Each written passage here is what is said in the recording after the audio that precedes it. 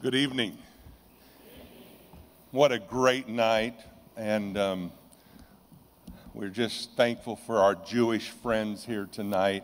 We want you to know, Jewish friends, that Christians, it's our time, we know, to stand up and speak up for Israel, and we're here to do that, and we are praying and believing God for good things. The speeches tonight have been wonderful. My name is Tim Bowman. I'm the president of Quad City Association of Evangelicals, also senior pastor at Calvary Church of the Quad Cities, and I have the privilege of introducing our keynote for this evening, and you're in for a great time. Irving Roth was born in 1929 in Czechoslovakia. As a teenager, he endured Nazi bondage and survived on black coffee in the morning, cup of soup at noon, and a piece of bread for supper.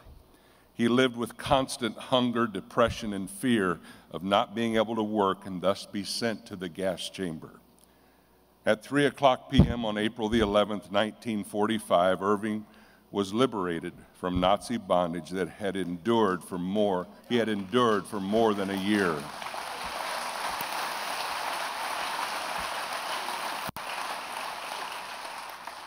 Today, Irving Roth is the director of the Holocaust Resource Center at the Temple Judea of Manhasset, New York, and is the former education director of the Holocaust Memorial and Education Center of Nassau County.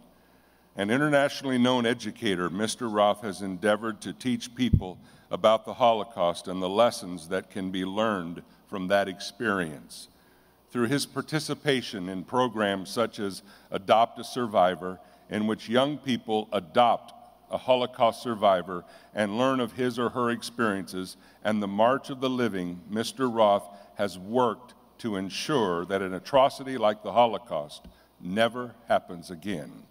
Many people throughout his community owe their knowledge of the Holocaust to Mr. Roth. Mr. Roth has been the recipient of numerous awards and accolades for his work promoting a more accepting and diverse world. It is his life's mission to make the world a better place that has earned Mr. Roth the Spirit of Anne Frank Award. Ladies and gentlemen, let's welcome our keynote speaker tonight, Mr. Irving Roth. Thank you. Thank you.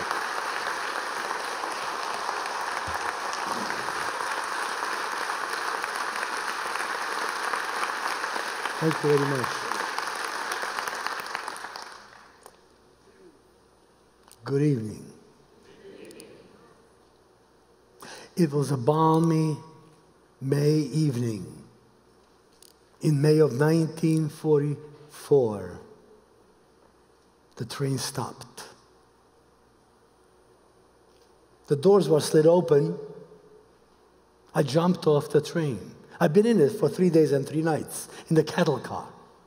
I looked around. Guards with submachine guns. In the distance, flames out of chimneys. What was this place? Auschwitz. The mechanized system of an advanced society to murder every single Jew in Europe and eventually the world. They told us not to take anything with us. Make lines, form lines, and begin to march. And I'm facing a man in uniform who looks at me for an instant of time, waves me off to the left. My brother to the left. My grandfather, my grandmother, my aunt, my 10-year-old cousin to the right. Then we marched to those buildings with chimneys and flames. They're told to go downstairs instead of steps to take a shower. There's room to undress. In fact, there are hooks on the wall with numbers on it. Being told, remember the number of the hook so you don't take someone else's clothing. Big sign, bathhouse. They walk in, they look into the ceiling, and there are shower heads, hundreds. but no water comes out of it. Through holes in the ceiling, Zyklon B gas. A cyanide-based gas. It's a solid which converts into a gas, murders my grandfather in one building, my grandmother, my aunt, and my 10-year-old cousin in another. Of the 4,000 people that arrived to Auschwitz that night with me, 24 hours later, 3,700 were ashes. How is it possible that in the 20th century, in one of the most cultured places in the world, and how is it possible that ordinary human beings within every profession were transformed to murderers? How is that possible? My friends, the answer is rather simple. Demonization.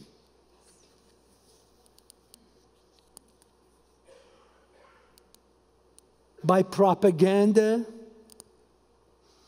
by evil education in the school system, it's possible to take a society and transform it to murderers. These are not psychopaths. They were not crazy people. They were bright individuals. They were doctors and lawyers, physicists and teachers.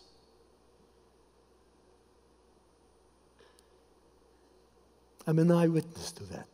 The step-by-step process that I call signposts along the road to Auschwitz. It began very slowly, step by step. I was born in Czechoslovakia in 1929, which was a democracy. All this began in Germany. But by 1938, Germany began to expand. One of the pieces of expansion was take a piece of Czechoslovakia. The world said to itself, well, if Germany wants a piece of Czechoslovakia, why don't we give it to them rather than have a war? The bully began the process. And the Western democracies sat there, did nothing.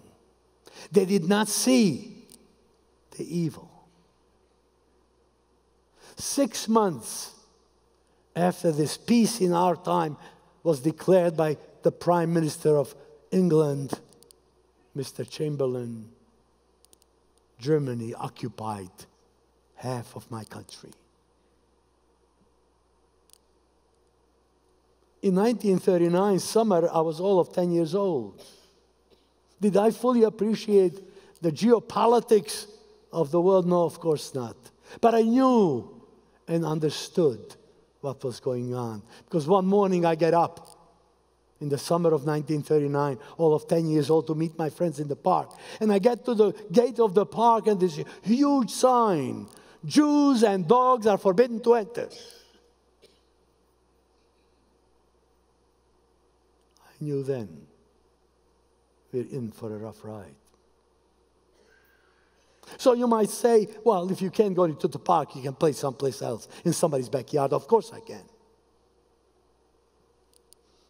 But the system was set.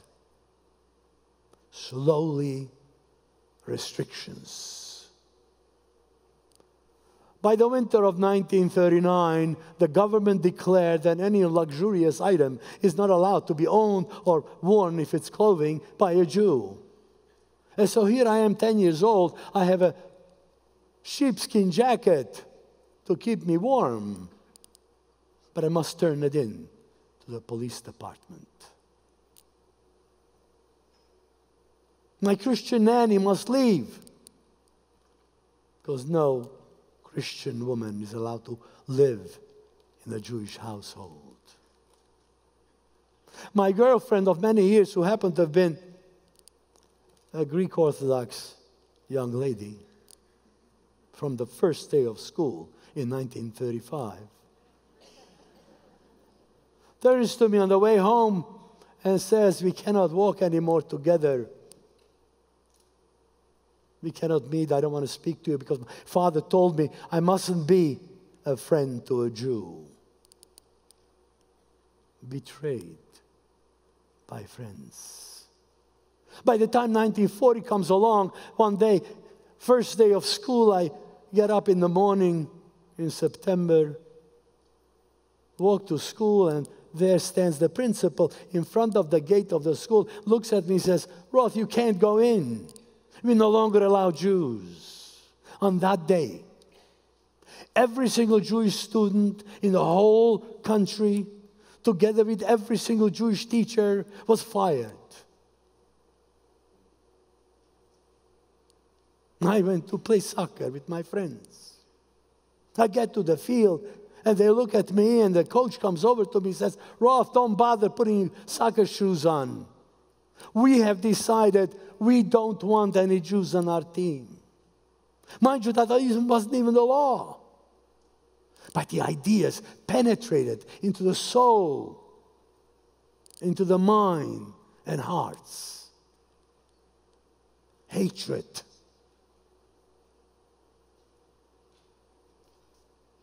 Jews were fired from their jobs.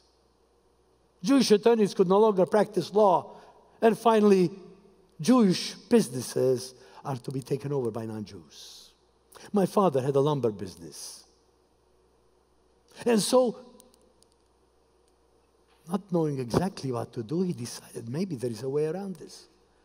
Why doesn't a friend of mine who is not Jewish give me his name to be used, and I can put a new name on the company? We sign some papers, and now it's not Roth and Company anymore. Now it is Melesnik and Company, and therefore it's safe. And they do this.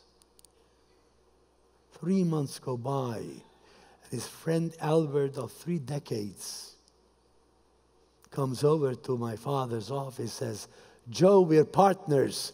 I want half the profits." 3 more months go by.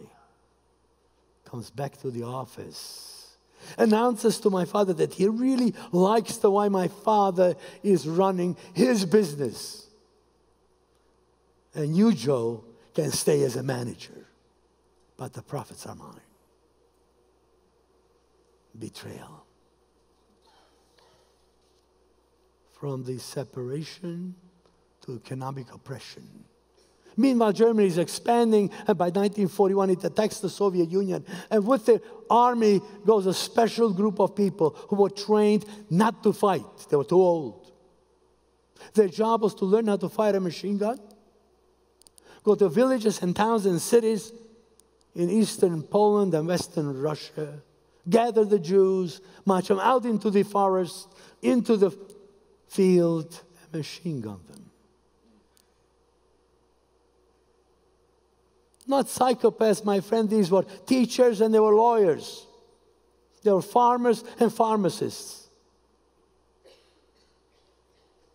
Through propaganda, they believed this is their mission, to murder.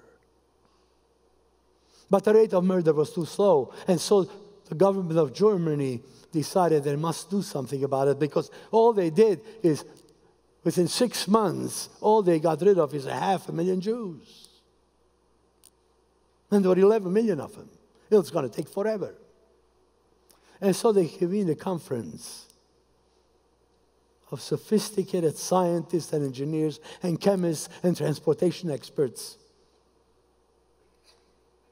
to figure out a way to get rid of the Jews quickly and cheaply. In 90 minutes, this group of intellectuals and scientists comes up with a solution. Death camps. Bring the Jews there, gas them, cremate them. All will be left of the Jews of Europe are ashes. In my town in Slovakia, in the middle of the night, on a Friday night to be sure, they knock on the door of every Jew. 90% of the Jews, over 2,000 Jewish men, women, and children are herded into the synagogue. The synagogue is locked for 36 hours. They're in an enclosure normally occupied by 500. Now you have 1,800 with no bathrooms, no running water. 36 hours later, they're marched to the train station. Cattle cars, they're gone. Disappeared. I was fortunate I did not. My parents, my brother and I, my grandparents were left there. We got an exemption temporarily.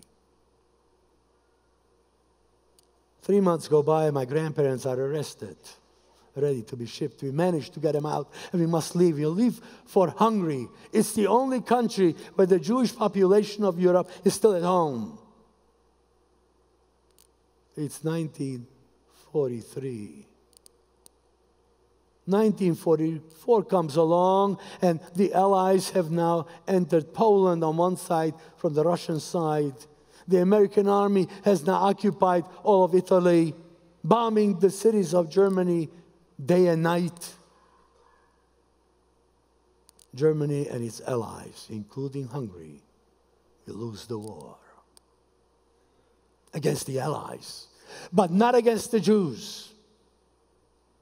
In 53 days, 437,000 Jews from Hungary were taken from their home to a ghetto, to Auschwitz. That's how come I got there.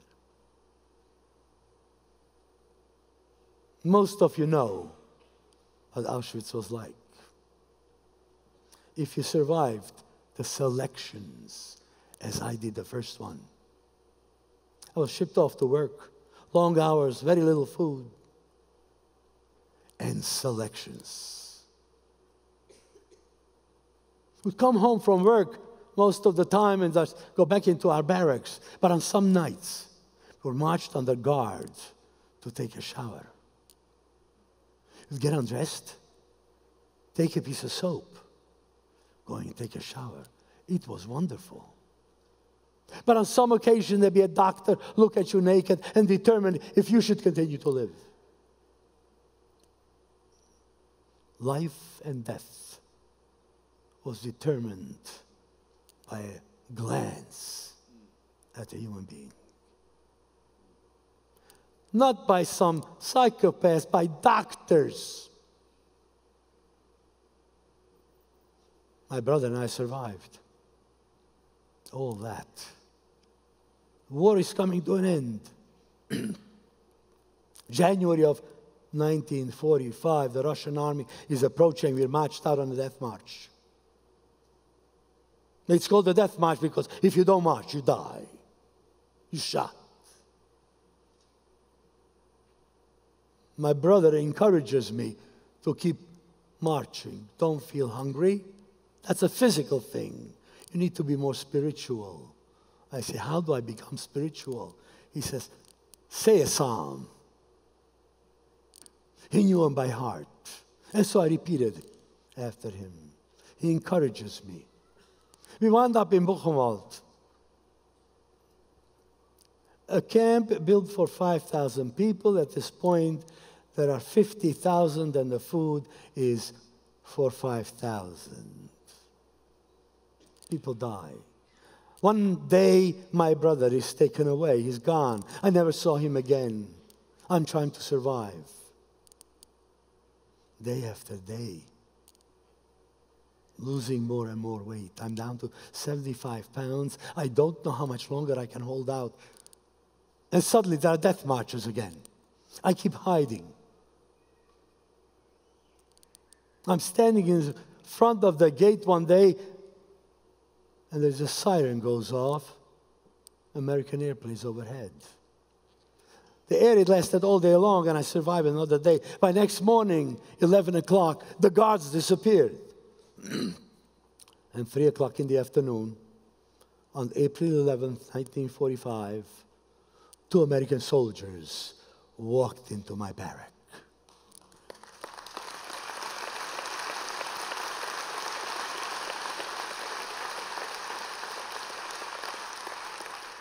One was black and one was white. My friends, you probably don't know what the Messiah looks like. Fact is, there are 2 of them.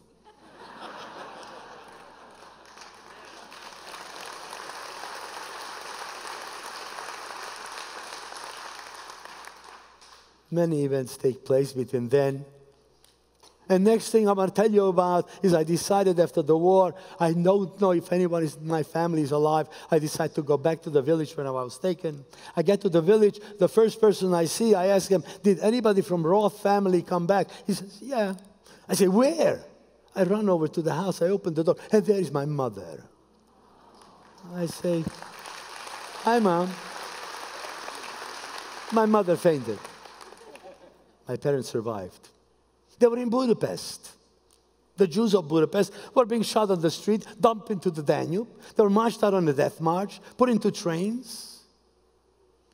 A few weeks before that, my father gets ill, deathly ill. In fact, he goes into a coma. He's put into a hospital because he's contagious. He has typhus. Everybody gives up, except the night nurse, a Seventh-day Adventist Christian woman who says to my mother, pray. He can come out of this. The doctors tell you it'll never happen.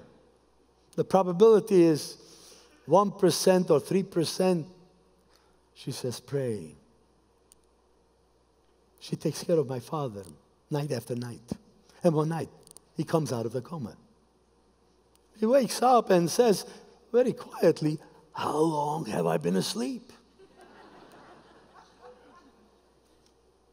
But now he's being discharged.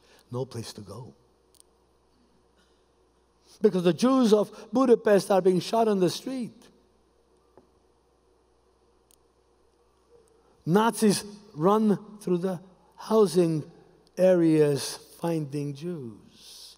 This lady tells my parents if they have no place to hide, they can hide in her apartment. 1-bedroom apartment with her daughter, granddaughter, and the son-in-law who is not at home. He's a soldier in the Hungarian Nazi army. A couple of weeks later, the son-in-law comes home for 3 days. 2 Jews are hiding in his apartment. And so the wife realizes that this is a bit of a problem. Explains to him, we have 2 people living with us. They're sort of relatives of relatives. They're hiding here. You mustn't tell anybody. And if you want to go to bed with me, you got to keep your big mouth shut.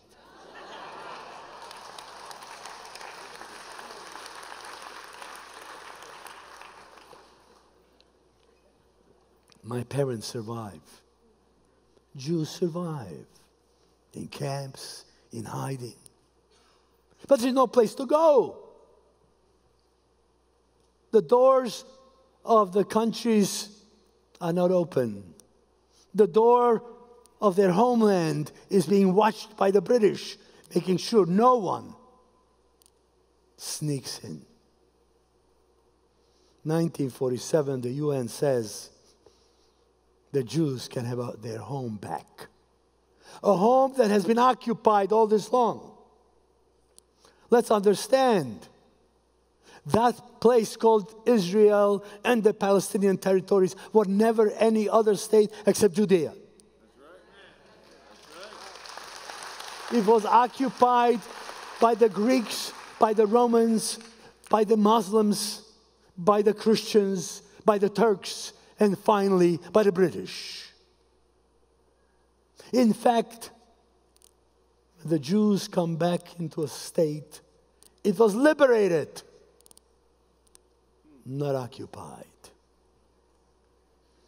But of course, not everybody is happy. The day they declare the state, there's a war. By miracle, my friends, it's a total miracle, they managed to survive, but the wars continue. The propaganda and hatred continues. in 56, in 70, in 67, in 73, in 80, and on till this summer.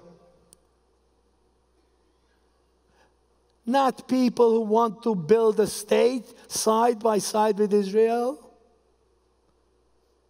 As you heard, their agenda is very simple. That agenda began, my friends, not with Hamas. That agenda began in 1922 when the Muslim Brotherhood was established by Mr. Banya. In fact, in 1929, this group massacred 60 students in Hebron, Jewish students.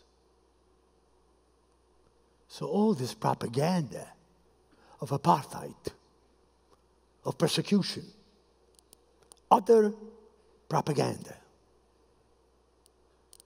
Propaganda based on the Nazi model.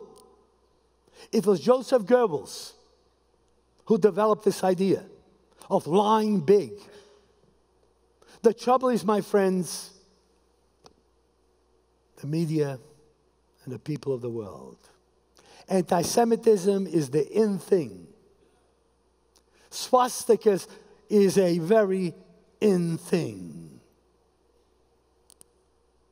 Demonstration by hundreds and thousands of people murder the Jews. As was mentioned by one of the pastor. Iran wants to destroy Israel. Not simply destroy it. They want to incinerate it. They're playing a game with us. Why are they building these centrifuges? Because they don't have enough electricity? Maybe.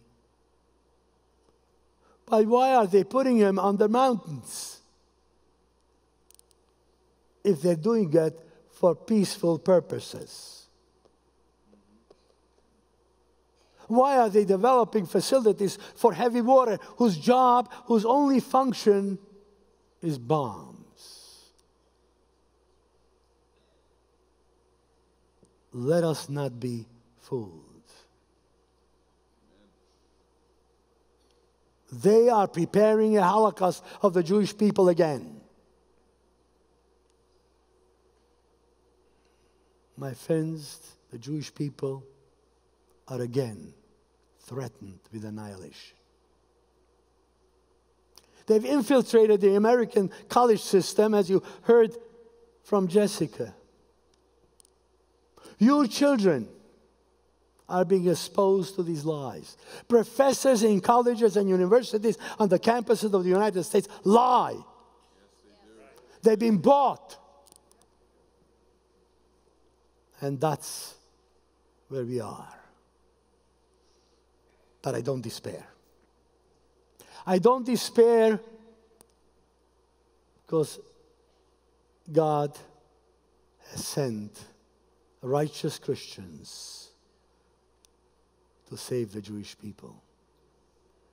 He has sent people like Jessica and thousands upon thousands of students in the colleges. 1.8 million Christians who say no. They have taken a hint from that wonderful lady that saved my parents. She saw evil and is doing something. I beg you, my friends. Evil is rampant. Please join. Please be the righteous of the world of today. As in Hebrew it says, the Chasidei Mot HaOlam. There is an opportunity to do that. Please join QCNTHI. Please join together with the civilized world to make sure that the only democracy in the Middle East, which is being demonized exactly the same way as it was in the 1930s.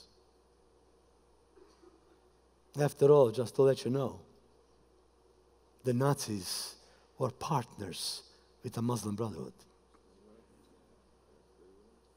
In fact, the Grand Mufti of Jerusalem during World War II, spent a few years in Berlin making sure that deportation and murder is going well. I don't despair, because there are young people like Ali within the Jewish community. And so, my friends, I want to thank you from the bottom of my heart for all you do. And I hope you, your children and grandchildren, will know the story of the Holocaust, will know the story of the attempt on the part of people to murder the Jews again. And we have prevailed.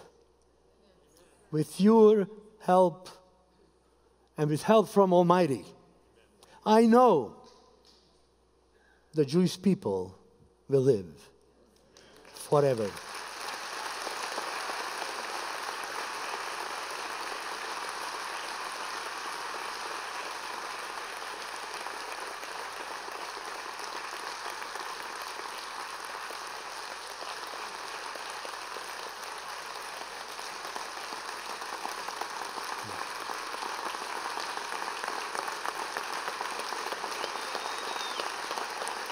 Thank you.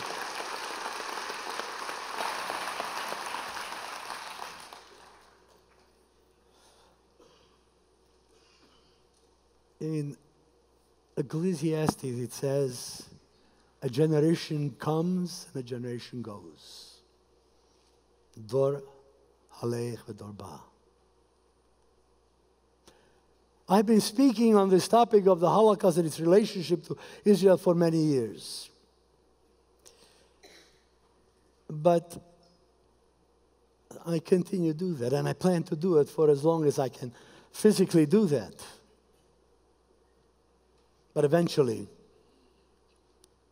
a new generation must take over. The way I see this, my friends, I see it as a relay race. I've been running.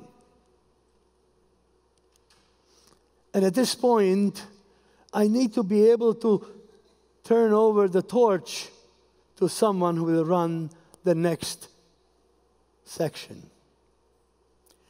But I learned something about relay races way back when. How do you win a relay race?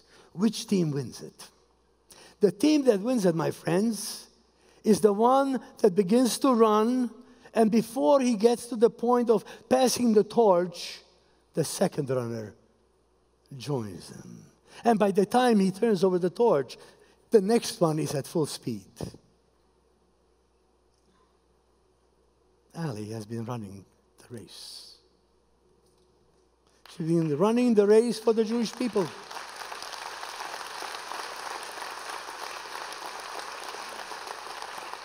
And although she looks like, who knows, I don't want to discuss that. She's a mature, sophisticated person, as you heard her.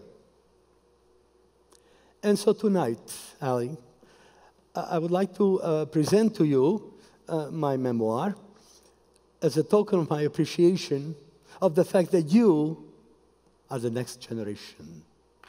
L'dor Vador. From generation to generation. My God bless you. Thank you. It's an honor.